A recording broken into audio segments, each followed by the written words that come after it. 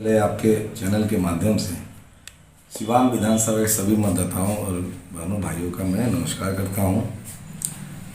आपने बात कहा बागी का।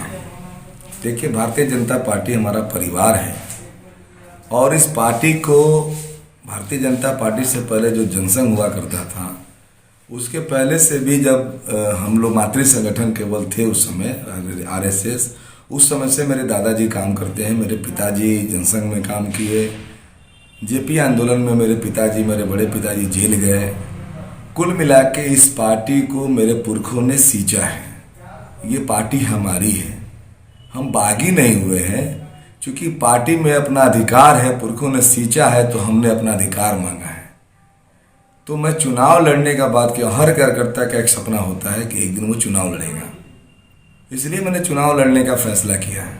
ऐसे में आप चुनाव लड़ने की बात कर रहे हैं और इसी सदर विधानसभा से कई आप ही के पार्टी से बड़े बड़े नेता मैदान में हैं। ऐसे में आप अपने आप को कहाँ मानते हैं?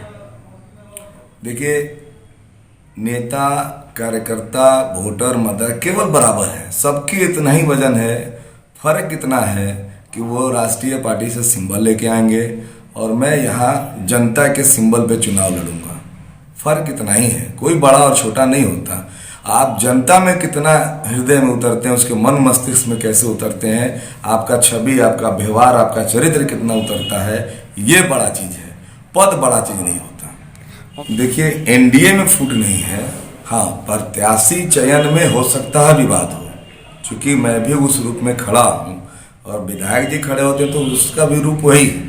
एनडीए गठबंधन अपना काम करेगा, महागठबंधन अपना काम करेगा, वोटर और मतदाता अपना काम करने वाला इस चुनाव में।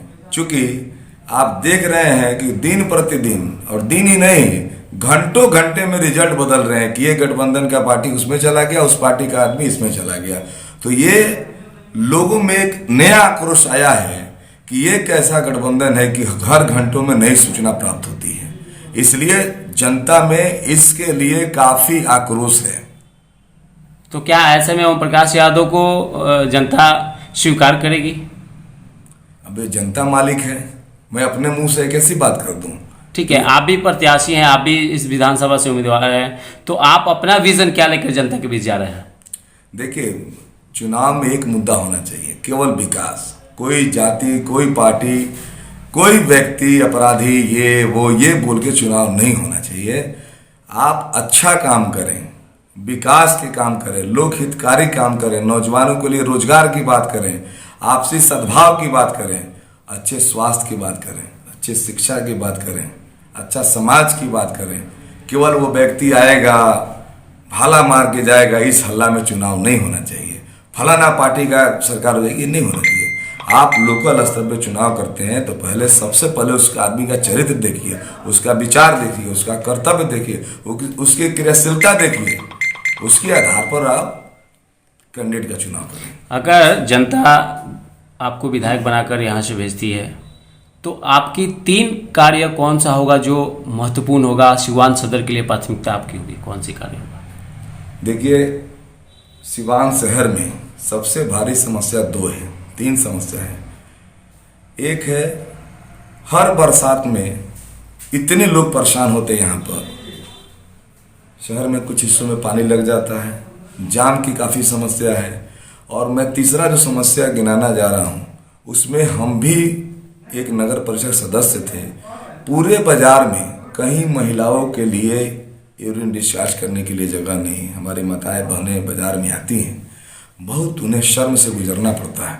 कहीं नहीं है, पता करेंगे, लेकिन ऐसा नहीं है। हम लोगों ने बोर्ड में भी उठाया है, आप प्रोसीडिंग देखेंगे तो हम लोगों ने बोर्ड में बहुत पहले 2008 में हम लोगों ने उठाया कि भाई बाजार में सार्वजनिक रूप से शौचालय होना चाहिए, जहाँ महिलाएं पुरुष जो गांव देहात से आते हैं वो अपना यूरिन डिस्चार्ज करें, कुछ भी करना हो करें। लेकिन अब तक नहीं हो सका और अफसोस के साथ कहना पड़ रहा है कि यहाँ 2 महिला हमारी चेयरमैन रही, लेकिन इस बारे में किसी का दृष्टि नहीं गया। एक विजन ये विकास का है। दूसरा, अच्छा स्वास्थ्य होना चाहिए, अच्छे डॉक्टर होना चाहिए। आप बाहर जाएंगे, आप देखेंगे कि डॉक्टर जांच बहुत सारे कराएंगे, 2 दिन 4 दिन आपको समय लगेगा, लेकिन दवाई के नाम पे आपको 3 दवाई 2 दवाई मिलेगा। लेकिन स्थिति यहाँ नहीं है, सबको जल्दी है। गांव से आए हैं, 2 घंटा में एक डॉक्टर से दिखाना, वहीं सब लोग लगाए हैं लाइन, 200 लोग दिखाएंगे वहीं पे। भले डॉक्टर साहब समय, डॉक्टर भी नहीं चाहता मैं इतनी भीड़ में देखूं, लेकिन लोगों को भी समझना पड़ेगा कि कैसे अच्छा इलाज होगा। 7 दवाई और 6 दवाई का हम लोग ये नहीं मानते। अच्छे स्वास्थ्य की भी यहाँ कमी है। आप बाहर में जाएंगे लोग की बदनामी होती है। तीसरा है विकास का मुद्दा। आप पहले जाएंगे, हम लोग अभी खंडहर के रूप में देख रहे हैं सुत्ता मिल को, अब तो टूट रहा है। चीनी मिल 2 हम देख रहे हैं। यहाँ सीमेंट का भी फैक्ट्री था, कालीन का फैक्ट्री था, यहाँ गंजी का फैक्ट्री था। बहुत लोगों को नहीं पता होगा, सिवान शहर में इतने अच्छे गंजी बना करते थे जिसका डिमांड कलकत्ता तक जाता था। आपको पता करना होगा। यहाँ कालीन बनते थे। यानी कुल मिला के यहाँ कुटीर उद्योग, बड़े उद्योग बहुत सारे मात्रा में थे, वो सब बंद हो गए। पुनः उसके लिए प्रयास करना है। अपने कई उद्योगपति मित्र हैं, उनको किसी न किसी तरह से छोटा ही उद्योग शुरू करना, लेकिन सबसे पहली प्राथमिकता मेरे लिए रोजगार की ये होगी। सर, अब 15 साल बना हुआ, 15 साल सरकार तो आप ही की थी, उसके बावजूद भी ये जितनी आपने प्राथमिकता गिनवाई उसमें एक भी काम नहीं हुआ है। सरकार आपकी थी, ऐसे में आप क्या कहेंगे? देखिए, सरकार में रहना और एक प्रतिनिधि रूप में जाके सदन में बैठना, दोनों में अंतर है। हम लोग अपने नेता से कह सकते हैं, माननीय विधायक, माननीय सांसद से कह सकते हैं, वो लोग सदन में क्या किए, सरकार ने क्या क्या, मैं नहीं जानता। लेकिन ये समस्या है, लोगों में डिमांड है कि नौजवानों को रोजगार कहाँ से मिलेगा, ये मूलभूत जरूरी है।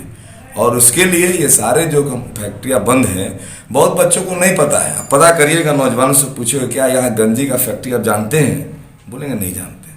और इतनी अच्छे गंजी फैक्ट्री थे सिवान में कि यहाँ से कलकत्ता तक का माल जाता था। पता करिएगा, कालीन बनते थे, बहुत सारे से काम होते थे। उस पर ध्यान देने की जरूरत है। और मैं विश्वास दिलाता हूँ, इन सब चीज़ों पे मैं पुरजोर कोशिश करूँगा कि नौजवानों को रोजगार मिले। इन तमाम जो आप बातें कर रहे हैं, इसका दोषी कौन है, किसको मानते हैं आप?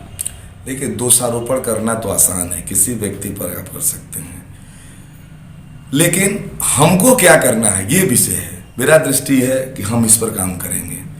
कौन क्या किया, अधूरे काम को छोड़ के गया, हो सकता है कि ये सौभाग्य मेरे जी में हो सकता है ये सौभाग्य मेरे जी में हो कि जो किसी ने नहीं किया, 30 वर्षों में, 40 वर्षों में रोजगार थे, फैक्ट्रियाँ थी, बंद हो गई, हो सकता है मेरे वजह से चालू हो जाए। ये सौभाग्य हो सकता है ना। कल मैं राष्ट्रपिता महात्मा गांधी जी के मूर्ति पर माल्यार्पण करने गया। वहाँ एक पत्रकार थे, मैं बुलाया नहीं था, वो एक रिपोर्ट बना रहे थे। वहीं पर देखे गांधी जी के मूर्ति पर बहुत गंदा शब्द गाली लिखा हुआ था। मैं पूछा, पचक रह गया। मैंने स्प्रिट मंगाया और उसको मैंने अपने हाथ से सफाई किया। आधा घंटे में अंधेरा हो गया माल्यार्पण करने के लिए। आप समाचार भी देख सकते हैं। तो ये कल मेरा सौभाग्य था कि मैं उस गाली को जाके धोऊंगा।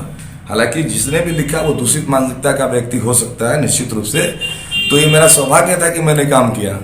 इस प्रकार से मेरा मानना है कि जो लोगों की समस्याएं हैं, नौजवानों का जो समस्या है रोजगार का, हो सकता है मेरे हाथ से वो पूरा। देखिए, एक अहम सवाल है, सभी प्रत्याशी, सभी नेता क्षेत्र में घूमते हैं और जनता से वादे करते हैं कि मैं ये काम पूर्ण करूँगा। ऐसे में आप पर जनता कैसे विश्वास करेगी? आप भी वही बात कर रहे हैं। मैं अपने मुंह से ये बात नहीं कर सकता, लेकिन मैं 10 बार पार्षद रहा हूँ यहाँ पे वार्ड नंबर 11 में। आप मेरे मतदाताओं से जाके पूछिएगा, मैं 24 घंटा का सेवक हूँ। अगर कोई तबीयत खराब होता है, पता कर सकते हैं, सामाजिक कार्यकर्ताओं में मेरा नाम है, अपना एक अलग है इशू, कि अगर आपके घर में आप बीमार हो जाते हैं, हो सकता है आपके भाई के पास टाइम न रहा हो, लेकिन मुझे अगर पता चल जाता है, लोग बुलाते हैं, मैं अस्पताल से सीधे पटना, लखनऊ 2 दिन 4 दिन के लिए चला जाता हूँ। ये शहर में आप किसी से पूछ सकते हैं। मैं ब्लड डोनेट करता हूँ हमेशा। बहुत सारे, मैं नेताओं पे आक्षेप नहीं लगाता, लेकिन हंसी का पात्र है कि नेता लोग रक्तदान नहीं करते। मैं हमेशा करता हूँ। इधर मुझे थोड़ा तबीयत खराब था, अभी मैं विवाह के वर्षगांठ पर प्रत्येक वर्ष पति पत्नी रक्तदान करते हैं। इसको पता करिए कि सामाजिक कार्यों में रुचि कौन लेता है। क्या जनता से क्या आप अपील करिएगा? मैं जनता से यही आपके माध्यम से निवेदन करूंगा कि मैं विकास के प्रति सतत जागरूक रहा हूं। आप पता करेंगे, मैं अपने वार्ड से अलग जाके यहाँ 1942 के आंदोलन में 3 लोग शहीद हुए थे, जिसका नाम पहले 1942 के पहले जुबली पार्क था, अभी शहीद सराय है। वहाँ मैंने 3 भव्य गेट बनाए हैं। और जो शहीद स्मारक पहले बना था वो जीर्ण अवस्था में था, मैंने उसका जीर्णोद्धार किया है। ये मेरी दृष्टि है कि हम वार्ड से बाहर जाके भी काम करेंगे। ये मेरी दृष्टि है कि हम साथ काम करने वाले राम अयोध्या जी का आदमकद प्रतिमा लगाए। ये मेरी दृष्टि है। ये मेरी दृष्टि है कि शहीद हुए सभी परिवार के लोगों के पास मैं प्रत्येक वर्ष जाता हूं और उनके परिवार के जन को और उस धरती को नमन करता हूं। मैं सम्मान देने का काम करता हूं, मेरी दृष्टि है। इसलिए आपके माध्यम से सभी मतदाताओं से मैं निवेदन करूंगा, एक बार हमें मौका दें और मैं अगर 5 साल में इस काम को नहीं कर सका तो आप पुनः मुझे नकार देंगे। इसी विश्वास के साथ मैं सबसे प्रणाम करता हूं और